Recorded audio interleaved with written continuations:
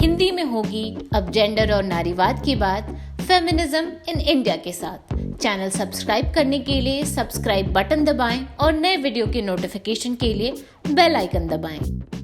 जैसा कि आप जानते हैं, पीरियड महिलाओं के स्वास्थ्य से जुड़ी एक नेचुरल प्रोसेस है।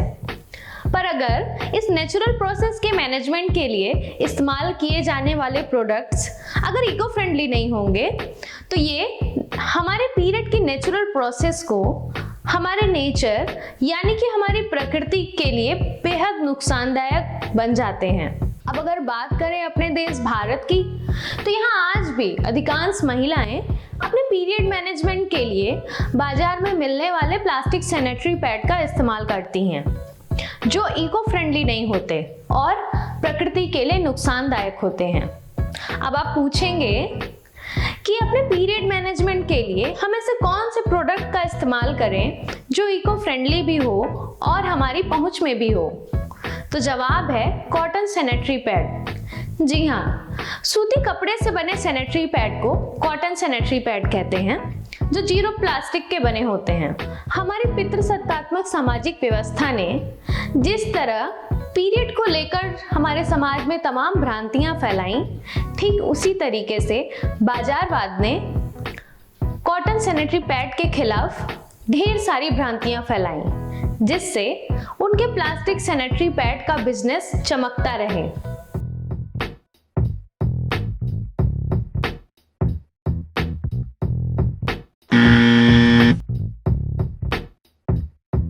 अक्सर टीवी में दिखाए जाने वाले एड में ये बताया जाता है कि पीरियड मैनेजमेंट के लिए सूती कपड़े का इस्तेमाल हानिकारक होता है, और इस स्टेटमेंट को हम हमेशा कॉटन सैनिटरी पैड के भी संदर्भ में देखने लगते हैं।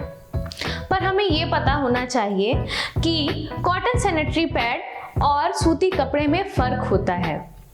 और जहां तक रही बात कॉटन सैनिटरी पैड के हाइजेनिक होने की, तो ये बात हमेशा वही इंसान कह सकता है जिसने कभी भी कॉटन सैनिटरी पैड का इस्तेमाल नहीं किया है।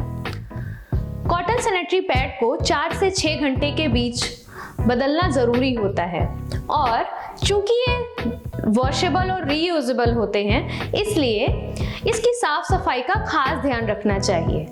और ये स्वच्छता के नियम हर पीरियड मैनेजमेंट में इस्तेमाल किए जाने वाले प्रोडक्ट्स पर लागू होते हैं। ध्यान रखिए कि जब भी हम कहते हैं कि पीरियड मैनेजमेंट के लिए कपड़ा इस्तेमाल करना ठीक नहीं, तो कपड़ा सूती कपड़ा हो जिसे हम 2 या 3 परत लेकर के पीरियड में इस्तेमाल करते हैं, तो उसमें लीकेज की समस्या होना लाजमी है। लेकिन जब हम कॉटन सैनिटरी पैड की बात कर रहे हैं, तो कॉटन सैनिटरी पैड में इस्तेमाल किए जाने वाले सूती कपड़े मोटे होते हैं, जो ज़्यादा खून सोखने की क्षमता रखते हैं। इसके साथ ही उसकी बनावट और डिजाइनिंग इस तरीके से की जाती है जिससे कि पीरियड में लीकेज की समस्या ना हो।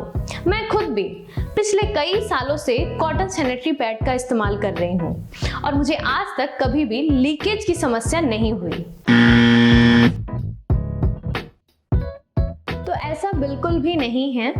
कॉटन सैनिटरी पैड को अच्छी तरीके से साफ करके खुली धूप में सुखाकर हम आसानी से दोबारा इस्तेमाल कर सकते हैं।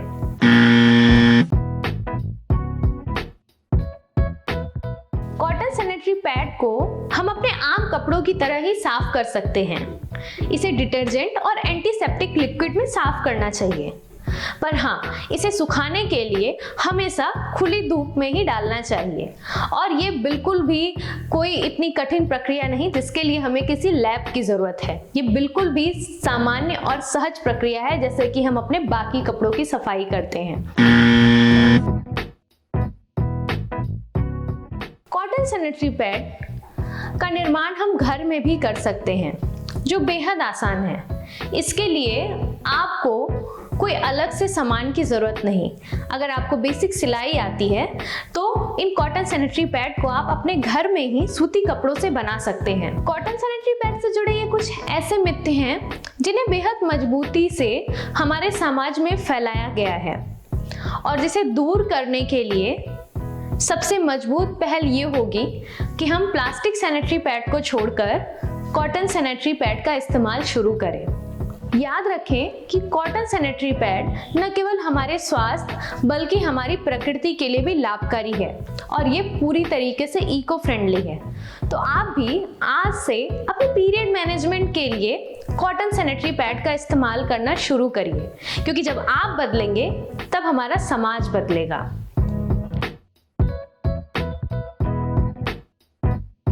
तो आपको हमारी आज की वीडियो कैसी लगी कमेंट बॉक्स पे लिखकर बताएं, और अगर आपको हमारी वीडियो पसंद आई हो तो इसे शेयर करें।